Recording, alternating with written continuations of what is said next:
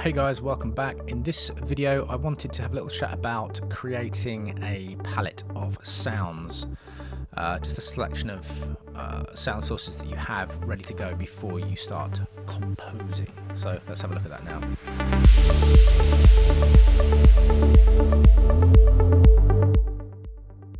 So this idea that I mentioned earlier about describing something with sound, really, I mean, I started working this way quite a long time ago, in fact. It just kind of evolved. I used to use mainly Omnisphere and Alchemy back in the day. Omnisphere Mark 1 and Alchemy when it was still available on PC. Thank you, Apple. Actually, I still have my installers for it, so that's not the end of the world. I'm rambling. Yeah, so if you look at something like, if you ever watch Bob Ross or any artist, you know, they have a palette. They have this big kind of tray of colours available to them. And even in films now, you know, the best example will be something like The Matrix. The original Matrix had everything was kind of green, wasn't it? So they have a colour palette that they work with, and so do most artists. They have this selection of colours they want to work with, and you can do the same kind of thing with audio.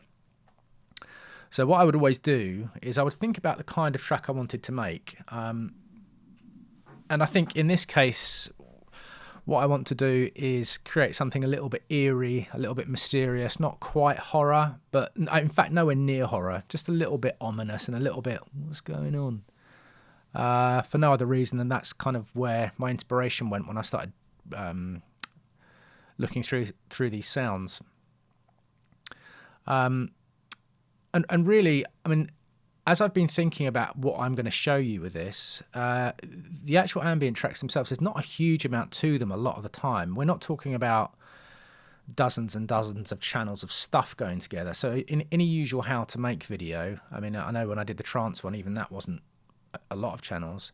There's a lot of technical information and a lot of how we're fitting things together, but really this kind of track is more about feel. You know, it's a bit of a wishy-washy phrase. What does that mean? But I'm kind of feeling my way through a mood or an atmosphere. So I'm going to try and impart more about the concepts of what I'm doing rather than the technicalities, because you'll be able to see what I'm doing. There's no in terms of mixing and putting sounds together, it's not difficult because there's no huge kick drums or bass lines going on, and that's usually where your technical problems start in any electronic track. But we're not doing that here. So yeah, I'm just going to probably waffle quite a lot. So, but you're probably used to that from me by now. Used to that from me. Anyway, so first things first, Omnisphere. So what I've done is created 5 channels of Omnisphere. And I've already loaded up a couple of channels of Anna 2, and I've just pulled in one of my old tracks, which we'll have a look at in a minute, to try and reinforce this point. So I'm just going to play through these one by one, and what I'm trying to do here is create this palette of sounds that I think already start working together, and they're already establishing that atmosphere. So they're almost like the foundation of what we want to do later, because we are going to bring in these more organic sounds. We're going to bring in some samples. And the samples can be literally anything, as you'll see from the track I've pulled in. So this first Omnisphere patch.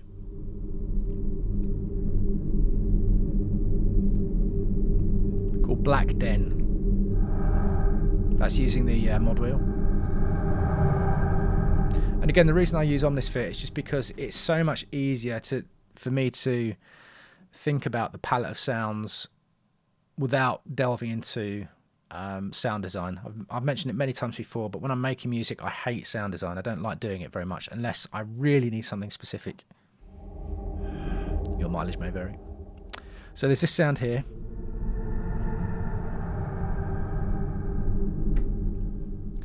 Quite weird, quite moody.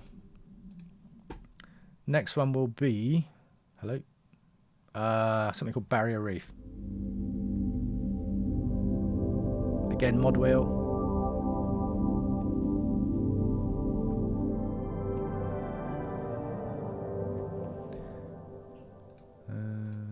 Next one is, Omnisphere always takes a few seconds to load up. Something called Distant Memories.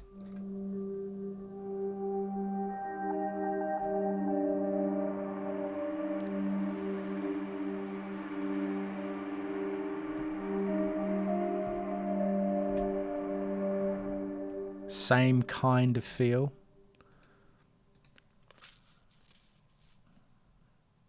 I'm showing you these things for a reason. Usually I wouldn't run through this kind of thing, but try and recognize how they're all kind of in the same space.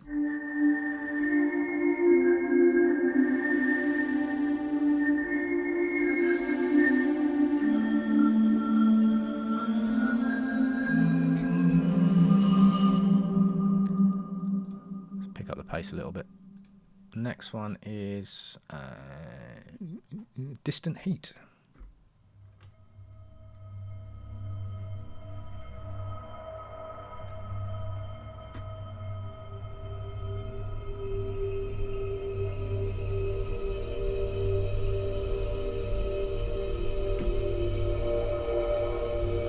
Right, so they're all doing similar things. So I might not actually use them all, and I might bring in more patches afterwards as well.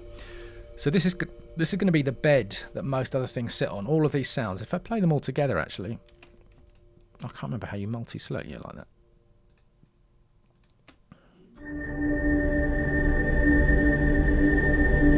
So that's all of them together.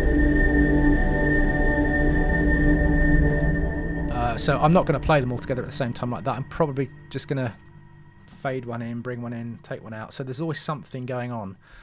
If you did have a look at the Space Ambient channel that I mentioned earlier, the guy that does the videos as well, there's a lot of that kind of thing going on. It's just this constant evolving texture in the background, and that's what we're going to use these ones for.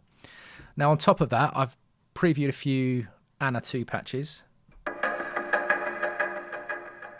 Imagine that going over the top every now and again. I'll probably run this through a filter a little bit, and then through Black Hole. The reverb on Anna 2 is actually pretty good, and it's working nicely there. But it's probably a better idea, especially when you're leaning on reverb so much, to have most of it going through the same kind of reverb, so you don't end up with all this wishy-washy reverb fighting going on. But we'll see. So this patch here is about contrast. It's also quite, don't want to say sinister, but it's, imagine that in a movie. That kind of thing. And that's what we're trying to do. And then the last one is, I can't remember what I chose now. Steam pipe.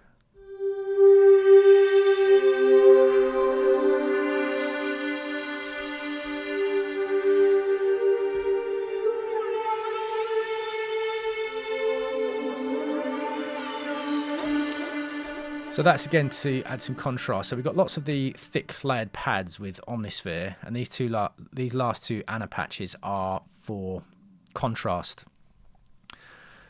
And again, this idea of palette, if you think about the way we interpret and recognize audio, we make so many connections over the years with certain sounds meaning certain things, but there's also context. So what am I trying to explain? I might try and do a little video with a piece of footage with different kinds of audio in the background. A lot of this is to do with context. And when I make these ambient tracks, sorry if I'm waffling, when I make these ambient tracks, I'm trying to provoke, in me at least, in my memories and my experiences over the years, certain feelings with certain tracks and certain sounds, certain audio. So I just wanted to take a quick look at this older track of mine. So I did this thing maybe 10 years ago. It was a musician friend of mine who was also a DJ called Musa. I don't think he makes music anymore. And he asked me to make an intro for him for his DJ sets, which I did. But this was like a dark thing. If you look on dark DJ intro, Bluff Monkey, it'll probably come up on SoundCloud.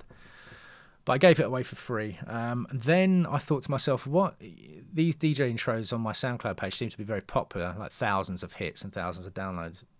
So I made a summer one as well. And as I play through this, just have a listen to what's going on and why I interpreted these sounds as being summery. Birds singing. And it's quite a bright, airy pad in the background.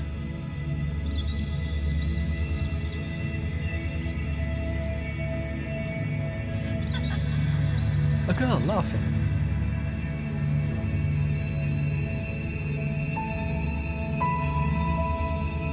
Nice mellow piano line. And notice it's in a major chord, major key, which is happier for some reason. Dreamy synth line. But can you see how everything's working together?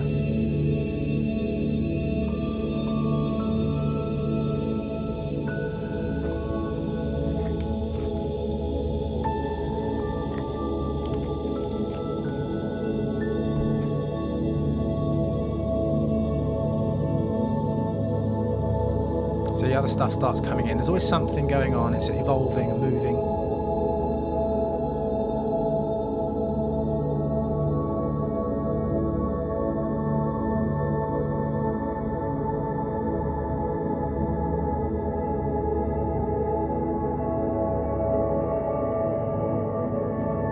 Bells. Love.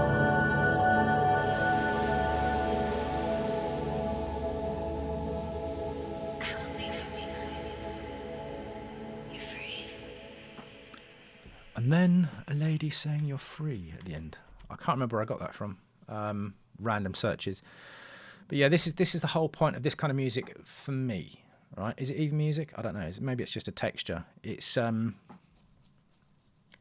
pulling things together that reinforce the kind of feeling or the vision that I'm trying to create. And this track, the reason I'm pulling these demos in, nice mellow pads, airy pads, birds singing, girls laughing, piano lines in a major key.